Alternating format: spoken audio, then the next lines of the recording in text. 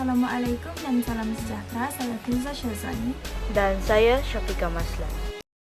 Satu gempa bumi berukuran 6 skala Richter berpusat 6.1 utara, 116.6 timur, kira-kira 16 km di barat daya Ranau telah berlaku 7.15 pagi tadi. Gempa yang dikesan di kedalaman 54 km di bawah tanah itu dirasai di sekitar Ranau, Tambunan, kawasan pedalaman dan pantai barat termasuk Tuaran, Kota Kinabalu, Beaufort dan Kota Kelulut. Difahamkan beberapa premis perniagaan termasuk bank dan pejabat kerajaan mengalami keretakan dan cermin pecah berikutan gegaran kuat yang berlaku. Kami telah menjemput beberapa orang untuk membincangkan lebih lanjut tentang kejadian yang terkini. Kita ada Sharlin, Mairah, Ardila, Hirna, Marlini, Shaliza dan Rizera. Baiklah, kita ajukan soalan kepada Sharlin tentang apakah punca-punca berlakunya gempa bumi di kawasan tersebut. Okey, baiklah.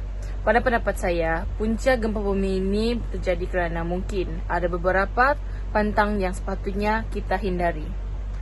Okey, di sini gempa bumi ini dia terjadi mungkin kerana masyarakat tidak menghormati alam sekitar yang di sekeliling mereka itu. Ada yang berkata gempa bumi ini berlaku akibat bencana alam yang semula jadi, dan ada pula yang berkata bencana alam ini terjadi akibat masyarakat atau pelancong yang datang ke tempat mereka tanpa menghormati mereka punya adat-adat di sana. Jadi kalau bagi pendapat saya, ditanyakan apa punca-punca yang berlakunya gempa bumi di kawasan sana adalah kerana itu. Itulah akibatnya. Terima kasih. Apa pula kesan selepas kejadian gempa bumi? Saya difahamkan ada yang terkorban. Terima kasih Cik Syafiqah. Ya, memang benar ada yang terkorban semasa gempa bumi tersebut, iaitu terdapat 18 orang pendaki yang telah terbunuh dalam kejadian gempa bumi tersebut. Pendaki yang terlibat itu dari negara Malaysia seramai 6 orang, Singapura, Australia, Kanada, Republik Rakyat China, Denmark, India, Jepun, Kazakhstan, Belanda, Filipina, Korea Selatan, negara Thai, Turki, United Kingdom dan Amerika Syarikat.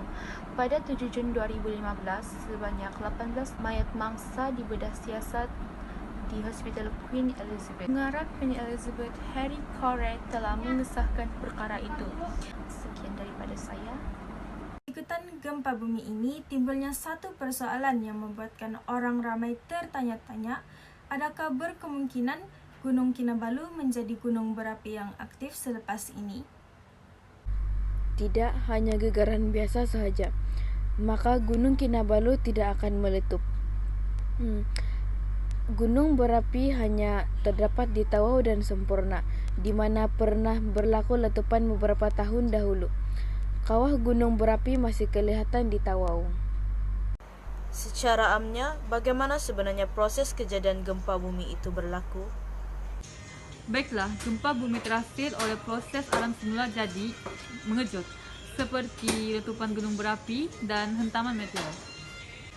Bagaimanapun, gempa bumi kebanyakannya berlaku oleh pembebasan mengejut tekanan yang terkumpul dalam tempoh panjang dalam batu jauh di bawah permukaan bumi.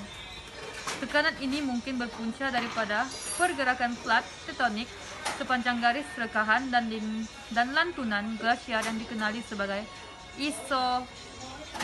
isostatik.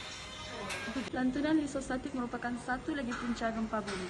Ia merujuk kepada tanah yang terbenam, tertindih dengan lapisan batu air di bahagian atas yang telah cair. Pergerakan lantunan isostatik akan terus berlaku sehingga menyebabkan gempa bumi. Pada pendapat anda, apakah usaha-usaha dan peranan yang telah dilakukan oleh kerajaan setelah berlakunya gempa bumi ini?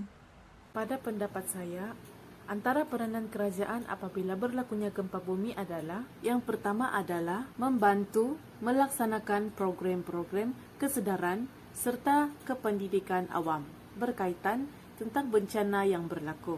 Yang kedua adalah membantu menyalurkan bantuan dari segi makanan, minuman, pakaian serta tempat tinggal sementara. Yang seterusnya adalah kerajaan perlulah menyalurkan sumbangan kewangan kepada bantuan bencana negara iaitu KWA BBN. Di samping itu juga kerajaan perlulah menggembleng tenaga dalam usaha-usaha pengurangan risiko bencana gempa bumi.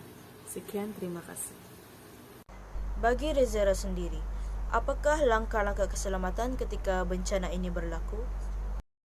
Kalau bagi Zera sendiri, Zera rasa langkah keselamatan yang perlu diambil masa bencana ini berlaku adalah pastikan tidak berada di kawasan yang berhampiran dan cari tempat yang selamat untuk perlindungan. Okey, terutamanya anak kecil, budak kecil, jangan sama sekali benarkan diorang untuk bermain di kawasan tersebut.